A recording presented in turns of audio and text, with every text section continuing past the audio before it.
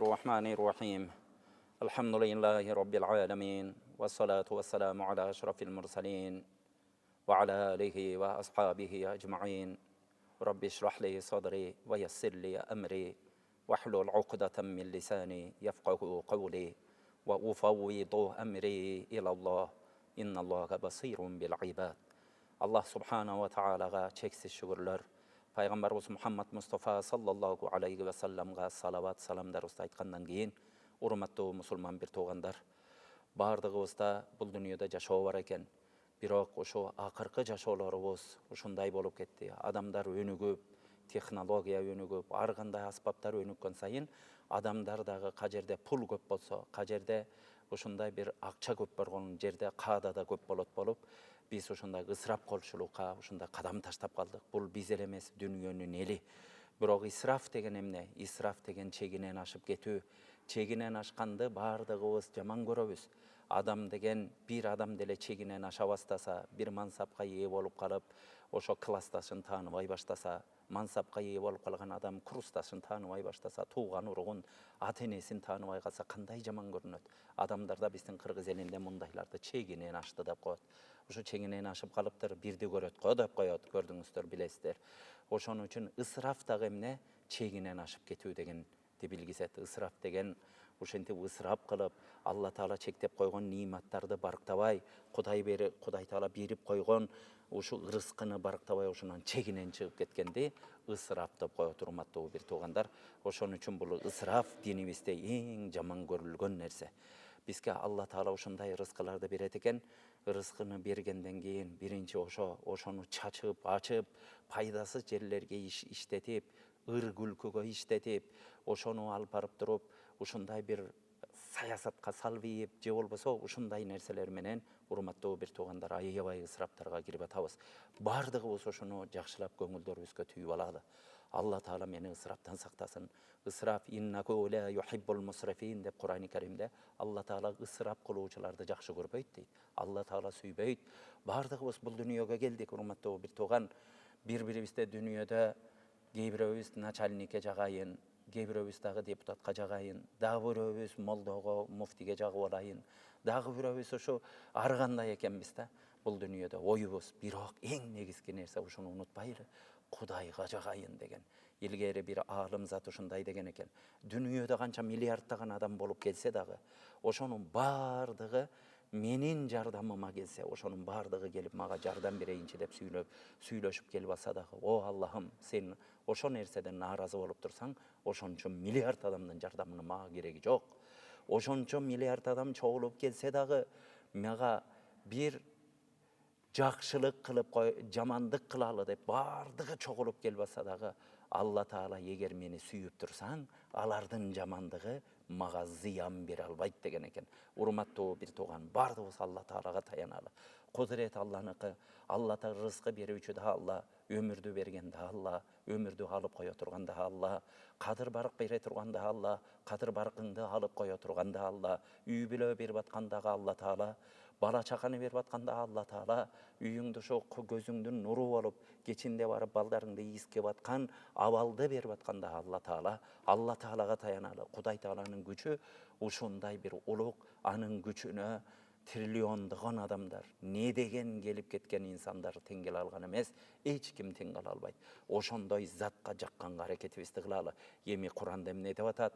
Иннаху ла юхиббул мусрифин. Алла Таала ысырап кылуучуларды жакшы көрбөйт деп атат, урматтуу бир тууган. Ысырапка барбайлы, күнүмдүк жашообузда болсун, мейли коомдук жашоодо болбосун, ар бирибиз биринчи күнүмдүктөн баштайлы. Алла Таала берген, рызкы кылып берген, канчабызга рызкы берип атат? 4 балаң бар, башка бар. Жылдык бир бюджети болот. Ар бир үй бүлөнүн ушунчаны кетирем, мына баламдын контрагын моунчага төлөйм, баламды школго барып келгенине, мектепке барып келгенине жол киреге моунча кетет, үйүбүздөн нан чай алганга моунча кетет деген биздин эсебибиз бар. Бирок кээ бир учурларда, урматтуу бир тууган, пул көп жерде каада көп болуп, кээ бир учурларда ошолорду бузуп, зыяндуу жерлерге иштетип, оюн күлкүгө иштетип, барып кумарга иштетип, ушундай бир азапка түшүп алып атабыз, анын карызга түшүп кетип атабыз. Пайгамбарыбыз саллаллаху алейхи ва саллям: "А'уду биллахи минад дайни Ve kahrir rical degen Peygamberimizin duası var. Allah Teala maga karızga düşüp, karızga ezilgenden sakta, karızga düşüp kalgandan sakta, adamdın astında basılgandan sakta dep Peygamberimiz dua kılat ele. Urmattуу bir tuğan Peygamberimiz bir bolbogon nersege, manisiz nerseni sakta dep dua kılbayt. Peygamberimiz karızdan sakta dep dua kılbatabu. Demek karız adamды жеп түгөтө турган нерсе карыз. Карызды аалымдар айтат. Карыз адамды күндүсү карытат дейт. Карызга баткан адам тез карып кетет. Карыган эмнеден карыйт? Урма жөн эле карый бербейт да. Bir betke эмнеге буруш түшөт? Betке түшөлектен өпкөңө биринчи буруш түшөт, бооруңа түшөт, жүрөгүңө түшөт, бөйрөгүңө түшөт.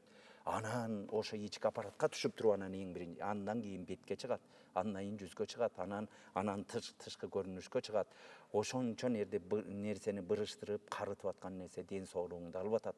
Карызга түшпөгөнгө аракетибизди кылалы. Ушу аты жаман нерселерди, үйлөрүбүздү документин алып барып туруп кредитке коюп атабыз. Урматтуу бир тууган, бир сабыр кылалычы. Биз ушундай мамлекетте жашайбыз. Кудайга шүгүр. Күзүндө алып барып күрөгүңдү унутуп койсоң, эрте жазда карасаң күрөгүңдүн сабы бүрдөп калат, ошо ымыраак жерде туруп кала турган болсо. Биз ушундай жерде жашайбыз. Бирок ушундай жерде өзүбүз жалкоолук кылып, ал болбойт, бул болбойт деп иштебей жалкоо болуп жата берип, эң агында анан кембагал болуп калганда чуркап барып туруп анан кредит алып, оңой жолдорду иштейт экенбиз. Кредит деген ушундай эмне үчүн арам? Ал нерсени шайтан бизди жетелейт экен. Бар ал баланча менен кутулуп калсаң түгүнчө менен деп ырызкы берчүдөй убаданы ушундай акылыңды ушундай айлантып коет экен, чуркап барып кредит алып, ошондон карызга басылып калгандар бар. Ысырап болуп туруп жөн оюн күлкүгө бүт нерсесин иштетип, баласын бага албай калып туруп барып туруп карызга киргендери бар. Кудайым сактасын, карыздан Алла Таалам сактасын. Бардыгыбыз ошон үчүн жашоодо Алла Таала бизге канча жашаганды Алла Таала өлчөп койгон, канча өмүрүбүз бар экенин Алла Таала өлчөгөн. Мончада төрөлдүң, мына монча жашта өлөсүң. Анын өлчөмү бар. Бирок кандай жашоону Алла Таала биздин ыктыярыбызга коюптур. Алла Таала кол берди, күч берди, акыл берди. Ошо менен туруп иште деди, жер берди, жер тыт деди Алла Таала. Бул нерселердин бардыгын колдонуп, ошондой эмгек кылган адамды Алла Таала сүйөт. Пайгамбарыбызды сыпаттап атып аалымдарыбыз ушундай деген, жалкоолук деген сыпатты, ал жаны жок нерсе. Ал көзгө көрүнбөгөн нерсе жалкоолук деген. Бирок жалкоолукка жан салып туруп, адам сыяктуу тирилтип туруп, эй жалкоолук, сенин эң жаман көргөн адамың ким десе, менин эң жаман көргөн адамым Мухаммед деп пайгамбарыбызды көрсөтөт эле дейт. Пайгамбар саллаллаху алейхи ва саллям жалкоолуктун душманы пайгамбар саллаллаху алейхи ва саллям болгон. Пайгамбарыбыз минал касал ауду биллахи минал ажзи вал касал. О Аллахым, мени алсыз болуп отуруп калгандан, ар кимдин көзүн карап калгандан, ушундай алсыздыктан сакта, мени жалкоолуктан сакта дейт эле. Көрдүңүздөр урматтуу бир тууган, ошон үчүн жалкоо болбойлудай иштеп, ошо ырыскыбызды таап, бирок ошону ысырап кылбайлы. Бул эми жалпыбызга айтылган нерсе. Кээ бирөөбүзгө Алла Таала ушундай экен. Аллаху ябсутур ризqa лиман яшау ва якдир деп Кур'ан-ы Керимде айтат. Алла Таала кээ бир каалаган кишилеринин ырыскыларын көп кылып коет. Каалаган кишилердин ырыскыларын өлчөп, кембагалдыкта берип коет дейт. Алла Таала кембагал болгон адамдарыбыз кичине жетишип жетишпей жашап атсак ага нааразы болбойлу. Мүмкүн ардын артында жакшылыктар бардыр, урматтуу бир тууган. Ошо кембагалдык берип туруп бизди чоң азаптардан Кудай Таала сактап аткандыр. Мүмкүн байлар түшө турган азаптан сени сактап аткандыр. Сени бир учурларда өлүм болуп аткан жерден сени кембагал кишини анын душманы деле кембагал болот. Кембагал адамды киши деле көп душман кылбайт. Сенин душманың аз болуп аткандыр, урматтуу бир тууган.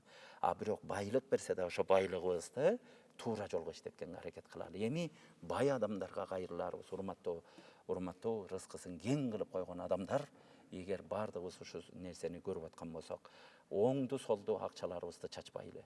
Ушу оңду солду бир жаныбызга жүздөгөн кийимдерди алып, ушундай бир учурларда бир байдын баласын көрдүм элем, ошентип ыйлаганын 14-15 жашар бала, ошентип эрке өскөн, чалчаңдап өскөн, бул чалчаңдап өскөн бала дагы кийин ал жарытпай, жашоодо бир ушундай бир проблемаларды көрсөтө турган болот экен. Ошон үчүн ошондой бир баланы көрдүм элем, ошентип ыйлап, менин үйүмдө 134 шымым бар деп ушинтип ыйлаганын өз көзүм менен көрдүм элем. Урматтуу бир тууган, бир башыңа жүздөгөн шым алсаң, бир башыңа жүздөгөн улам муудан окуп ала бере турган болсоң, мунун бардыгы ысырап, урматтуу бир тууган. Сени кийинбей кой дегендик эмес, бирок ашыкча да бир адамга 134 шымды кийип бүтөбү адам өмүрү?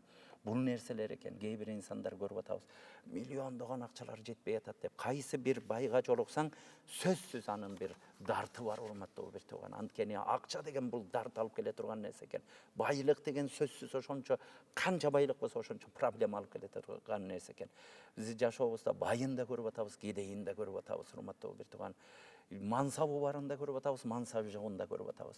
Бирок ушул жерге чейинки байлар менен сүйлөшсөң, сөзсүз дарты бар, сөзсүз ошолорго жетпей аткан бул нерселер экен. Ошон үчүн урматтуу бир тууган, эч убакта ысырапкорчулукка барбайлы. Ысырап болуп, оңду солго жумшатып, адамдарды ушинтип көңүл ачкан нерселерди издеп, ушинтип күнүнкү лаззатыбызды, күнүнкү жыргалчылыгыбызды издеп, ушул нерселерибизди чачпайлы. Бул байлыкты иштете турган жерлер бар. Алла Таала ошон үчүн зекетти фарыз кылды, ошон үчүн садака бергиле деди. Алла Субхану ва Таала хадиси кудусийде кыяматта: "О пендем, мен сага ушунча байлык бердим, рызкы бердим, бирок мени тамактандырып койгон жоксуң го" дегенде, пендеси: "О Роббал аламин, о аламдардын Кудайы, сен аламдарды жараткан Кудай болсоң, ушунча кудуреттүү болсоң, мен сага кантип тамак берет элем" дегенде, "О пендем, сенин астыңа ушинтип бир ачка адам келбедиби тамак сурап? Эгер ошону тамак берип койгонунда, мени ошо жерден табат элең. О пендем, ушунча рызкы бердим, менга бир кийим алып берип койгон жоксуң го. Я Роббал аламин, о аламдардын Кудайы, сен ушундай кудуретти, күчтүү зат болсоң, мен сага кантип келип кийим кийдирет элем" дегенде, сенин астыңа жылаңачтар барбадыбы? Ошолорду кийиндирип койгондо мени ошо жерден табат элең деген мааниде Алла Субхана ва Тааланын хадис кудусийинде айтылат. Урматтуу бир туугандар, жакшынакай биз эмнебизди, байлыктарыбызды туура жолго иштетели. Бизде эми тойлорубуз ысырап, тойлорубуздан бетер өлгөнүбүз да ысырап болду. Урматтуу бир тууган, өлгөндөрүбүздө эми тойлорду адам деген пландап алып той берет экен. Мен баланча күнү той берем, мындай жакшылап пландаса болот экен. Жамандыкты эч ким пландай албайт. Өмүрүбүз Алланын колунда. Эч ким качан өлөрүн билбейт. Ушул өлүп кала турган болсо да ушуну салтка айландырып, ошону алып барып бырчылдатып, малдарды союп, муну кой десең болбой кылган эл болду. Урматтуу бир тууган, муну тыйлалы ар бирибиз. Мунун арты, ысыраптын арты жакшы болбойт. Ошенткен мейли бай адамдарга, бай адамдар эми мен байлыгым болсо дейт экен. Кедей адамдарды дагы силер ойлоп койгула да. Кээ бир адам бар, ушу бир мüşөк, бир кап ун сатып алганга ошо проблема болуп, үйүндө ошентип проблема жашаган адамдар 100 миңдеген адамдар бар. Алар өлбөйбү? Алардын тууганы өлсө, кой ушу атасына сой албай калды экен деген кур намыс менен ушинтип барып туруп карыз алып, канчалаган адамдар бар экен. Ошону карыздан кутула албай, карыз үстүнө карыз болуп, түрмөдө отурган инсандар бар. Адамдын тагдырын да ойлойлу да, урматтуу бир тууган. Кээ бирөөлөр ошентип туруп, өз жанын кыйып койгондор, карыздан чыга албай жанын кыйып койгондор. Андай кыйын экенсиң, ошолорго жардам бер. Урматтуу бир тууган, байлыгың ашып атабы? Ошенткен кедейген балдарга бир таратып чыкчы. Кана ошентип 10 жылкы союп атасың, анын эч пайдасы жок. Аны менен атаңды тирилтип келе албайсың. Ошо бере турганыңды бирок атаңа сооп боло турган, кедей кембагал жашаган 10 үй бүлөнү бир бутунан тургузуп койчу. Бирден жылкы сое турган жылкыңды 10 үйгө таратып берип койчу. Ошолор эгер бир таланттуу адам болсо, акылы бар, кичине мүмкүнчүлүгү бар, идиреги бар адамдар болсо, ошол нерсе менен бутунан туруп кетсин. Ошонун сооптору, ошолордун баскан турганын сооптору ошо атаңдын арбагына жетип турат. Муну айтса уккубуз келбейт. Ар бирибиз авторитет үчүн жашап калдык. Ошентип досторубуз барат, атасын өлүп атканына кайгырбай элечи. Ошо достору келет эле, шеринелештери келет эле, курсташтар келет эле, ошо партнерлору келет эле деген эле инсан барып алып туруп ошентип кымбат жылкыларды союп коюп, бул нерсе менен болбойт. Урматтуу бир тууган, бардыгыбыз тыйлалы. Өлүмдө болуп аткан нерселер, ашы, кыркы деп, бул нерселердин бардыгын бир Кур'ан окутуп коелу, эстеп коелу. Күндө Кур'ан окуй үйүңдө, күндө садака бер. Бир жерлерге адам пайдалана тургандай ушу көпөрө салып бер, адамдарга жол салып бер, садик салып бер, мектеп салып бер, мечит салып бер. Ким кой деп атат? Ошонун бардыгын кыл, урматтуу бир тууган. Атаңарына, энеңарына, агаңарына, ошо өлүп кеткен жакындарыңарга. Анан бырчылдатып жылкы союп коюп эле, бул нерсе менен адамдарга зыян алып келип атабыз. Бул салтка айланып атат да, адамдардын намыстанганынан карызга батып атат. Бул биринчи маселе. Экинчи нерсе, тойлорубуздагы ысырапка айланып кетти. Канчалаган тойлор ошентип туруп, ушу жиптерди тизип алып, 10-20 жиптерди, ар бир жипке 10 ming so'mdan $100 akça berip көчө гулянка деп айланып жүрүшөт. Үйлөнгөнүң илгери ошо бир 5 миң сом, 10 миң сом менен адамдар үйлөнүп алат эле. Азыр үйлөнүш өзүнчө проблема болуп калды. Адамдар бири-биринен басынган, урматтуу бир туугандар, бири-бирибизди мынтип кыйнабайлычы. Бул дүйнөгө кыйноо үчүн жаралган эмеспиз да. Бири-бирибизге жардам үчүн жаралганбыз. Бул дүйнөдө зыяныңды алып келбе, пайда алып кел. Пайда кыла албасаң зыян кылбачы дейди да. Биз зыян кылбайлычы ушундай нерселерди кылып туруп. Урматтуу бир тууган, тойлобой кой деген жокпуз. Баардыгы орду менен болсун да. Ошентип ысырап кылып көчөлөргө чачпай, анда ошо үйлөнө турган балдарга жардам болсун деп, адамдардын батасын алып, аксакалдарга берип, мечиттерге килем салып бергиле, урматтуу бир тууган, кедей камбагалдарга бергиле, жетим жесирлердин жашын ачыгыла. Ушинтип анан ошо эки балага дагы, үйлөнгөндөргө дагы кандай той берсек дагы, тушоо той берип атабызбы, ошолордун келечегине бир дуа тилейли да. Бул биринчи ысыраптын бир түрү. Биздин алтындан кымбат убактыбыз ысырап. Пайгамбарыбыз саллаллаху алейхи ва саллям ниъматан, эки нимат бар, эки чоң жакшылык бар. Мунун кадыр баркына көптөгөн инсандар жетпейт дейт. Биринчиси эмне? Убакыт деген, бош убакыт. Экинчиси эмне десе, экинчиси ден соолук дейт. Урматтуу бир тууган, ден соолук кандай кымбат болсо, убакыт да ошондой кымбат экен. Bir günde 24 saat, bir sutkada 24 saat убакыт берет экен. Убакыттын канчасын Аллага кулчулук үчүн иштетип атабыз. Канчалаган ушакка иштетип атабыз. Адамдарды чагымчылдык кылып, атайлап бирөөлөргө барып, ушуну көрүнгөндү жамандап, атайлап бир жерлерге барып, туура эмес сөздөрдү сүйлөп, бузукулукту сүйлөп атабыз. Мындан тыйылалы, урматтуу бир тууган. Соткаларды кармап алып туруп, болбогон ушактарды окуп, билип билбей бир нерселер жазган ар бир нерсебизге жооп беребиз. Сумма тусалунна яумаидин анин наим деп Кур'ан-ы Керимде ушундай бир күн келет. Ар бир кылган ишиңерден, ар бир кылган ниматтан сураласыңар дейт. Ар бир ойлонгон оюбуздан, ар бир сүйлөнгөн сөзүбүздөн, ар бир тамгасынан, ар бир алган демибизден, ар бир чайнаган наныбыздан, ар бир ууртаган суудан турган күн келет. Бул дүйнө кыска дүйнөнү, урматтуу бир тууган, кымбат нерсеге алмаштыралы. Убактыларыбызды кымбат нерсеге алмаштыралы. Биз убактыларыбызды кордукка, тозокко алмаштырып албайлы эртең. Ушинтип туруп тилибизден байланбайлы. Ушинтип туруп бир адамды жамандап, адамдын артынан ифтира кылып, жала жаап, адамдарды кордогон адам жакшы болбойт. Ошону унутпайлы. Ошенткен адам жакшы өлбөйт, дүйнөдө сокур болуп өлөт, дүйнөдө кор болуп өлөт. Ошондой кордукка барбайлы. Ошон үчүн ошо убактыларыбызды да ысырап кылбайлы. Убактыларыбызды намаз окуу менен, Кур'ан окуу менен, зикир кылуу менен, адамдарды динге чакыруу менен, ата-энени зыярат кылуу менен, бир туугандар менен чайлашуу менен, жакшы нерселер менен өткөзөлү. Урматтуу бир тууган, ошон үчүн Кур'ан-ы Керимде көп жердеген Алла Таала касам ичип айта турган болсо, көбүнчө убакытка касам ичет. Вал аср, ошо асырга, кылымга касам, валлайли түнгө касам, вашшамси күнгө касам деп баардыгы убакытты ченеген нерселерге касам ичкен Алла субхана ва таала. Ошон үчүн убактыларыбызды да ысырап кылбайлы. Үйлөрүбүздө балдарыбызды дагы ушу жакшы тарбияланган өтөлү.